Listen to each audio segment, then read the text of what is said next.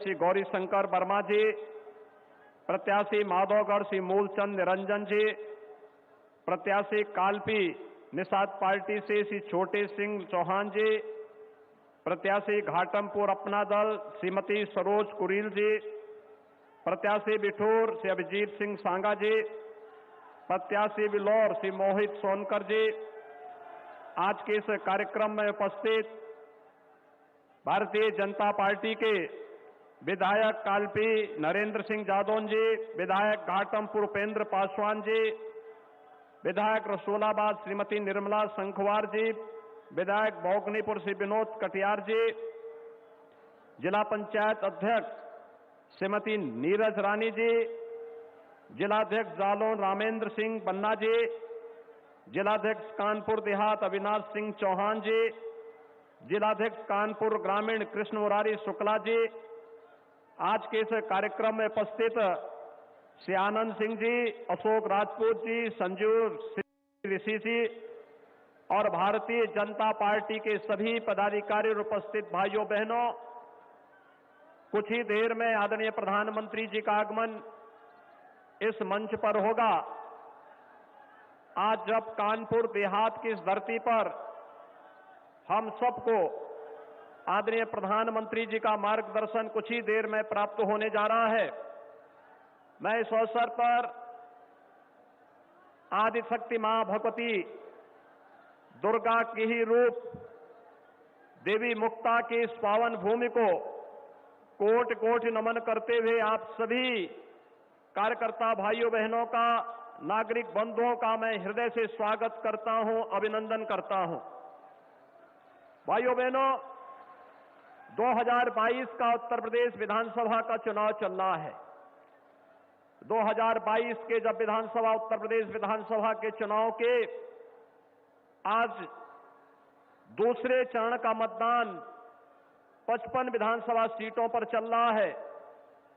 इससे पूर्व 58 विधानसभा सीटों पर मतदान पूरा हो चुका है।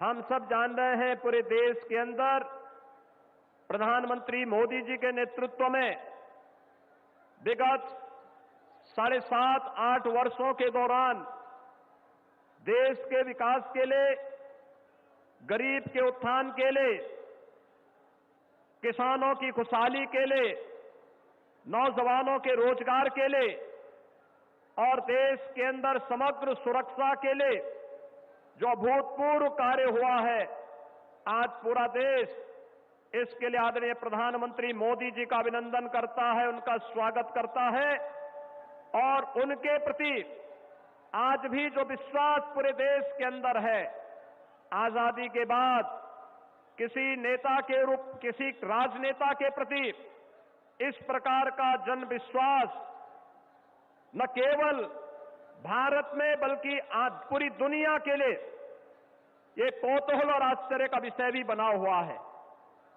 भाइयों बहनों, 2017 में आप सभी ने प्रधानमंत्री मोदी जी के आह्वान पर भारतीय जनता पार्टी के प्रत्याशियों को भारी बहुमत से विजयी बना करके उत्तर प्रदेश में प्रचंड बहुमत की भारतीय जनता पार्टी की सरकार का गठन किया था और 2017 में भारतीय जनता पार्टी की सरकार आने के बाद 2017 के पहले प्रदेश में जो सुरक्षा के सामने तमाम प्रकार की चुनौतियां थी, उत्तर प्रदेश के अंदर कानून व्यवस्था की बदहाल स्थिति थी, उत्तर प्रदेश के अंदर लगातार दंगों के कारण जिस प्रकार की अव्यवस्था और अराजकता का माहौल पैदा हुआ था और जिस प्रकार की अराजकता का दृश्य 2017 के पहले उत्तर प्रदेश के अंदर देखने को मिलता था, भाइयों बहनों, 2017 के बाद आपने देखा होगा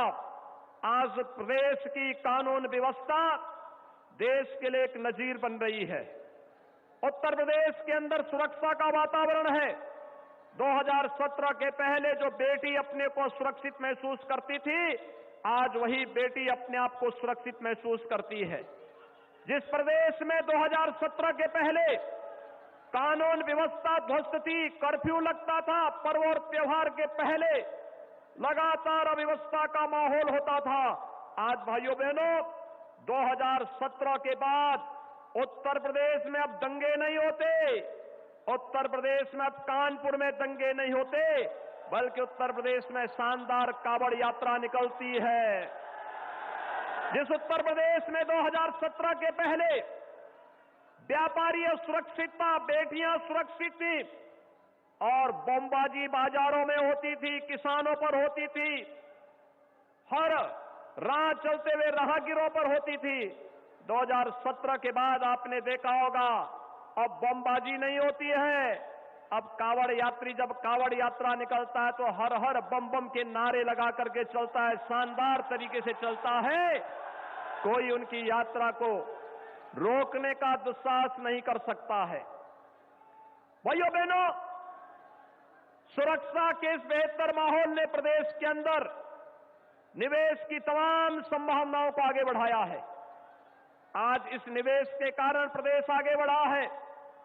डबल इंजन की सरकार का लाभ प्रदेश की जनता को कई गुना रफ्तार से मिला है, मिलता हुआ दिखाई दे रहा है।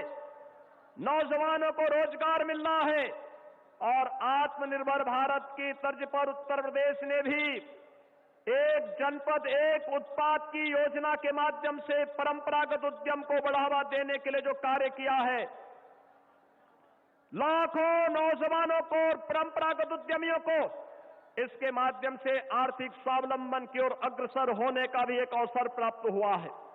आज के इस अवसर पर जब पूरे प्रदेश के अंदर, जिस प्रदेश में पहले भर्तियां निकलती थी और भर्तियों के नाम पर कभी चाचा भतीजे के द्वारा, कभी बुआ और बबुआ के नाम पर, कभी सिपाही खानदान के नाम पर वसूली होती थी और पूरे नौजवान हताश और निराश अपने आप को ये मानते थे कि लगता है अब उसके जीवन में कभी खुशहाली नहीं आने वाली है, क्योंकि एक गरीब का बेटा नौकरी नहीं पा पाता था।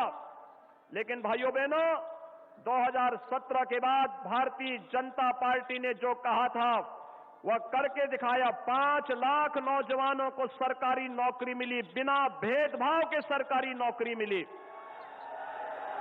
1 करोड़ 61 लाख से अधिक नौजवानों को प्रदेश के अंदर निवेश और परंपरागत उद्यम में काम करने का जो मौका मिला, भाइयों बहनों, उसके परिणाम स्वरूप उन्हें नौकरी और रोजगार की व्यापक संभावनाओं को आगे बढ़ाने में मदद मिली। और यही नहीं, एमएसएमई में, सूक्ष्म लघु मध्यम उद्यम में उत्तर प्रदेश के अंदर भाइयों बहनों 60 लाख लोगों को कार्य मिला है। वर्तमान में हम कोरोना कालखंड में जी रहे हैं।